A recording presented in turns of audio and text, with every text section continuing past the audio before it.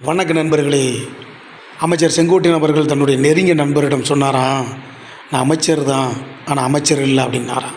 உடனே அதிர்ச்சியாக என்ன சொல்கிறீங்க அப்படின்னு கேட்டபோது அவர் சொன்னாராம், நான் அம்மையார் ஜெயலலிதாவுடன் அமைச்சராக இருந்திருக்கிறேன், பன்னீர்செல்வம் கூட அமைச்சராக இருந்திருக்கிறேன், எடப்பாடி அவர்களுடைய அமைச்சராக இருந்திருக்கிறேன்.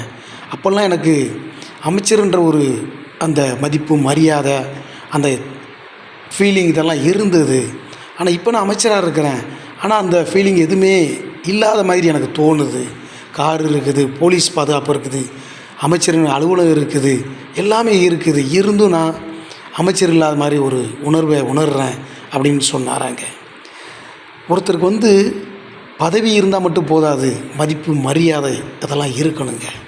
அவர் அண்ணாதிமுக இருக்கிற வரைக்கும் அந்த மதிப்பு மரியாதை அந்த அமைச்சர்ன்ற ஒரு தோரணை எல்லாமே இருந்தது. இப்போ தாவேக்காவில் அமைச்சர் தான், ஆனால் மதிப்பு மரியாதை அமைச்சர்ன்ற தோரணை எதுவும் இல்லாமல் ஒரு சாதாரண ஒரு நிர்வாகியாக அவர் செயல்படுற மாதிரி தான் அவர் உணர்றாருன்னு அவருடைய வேதனையை தெரிவிச்சிருக்கிறாரு.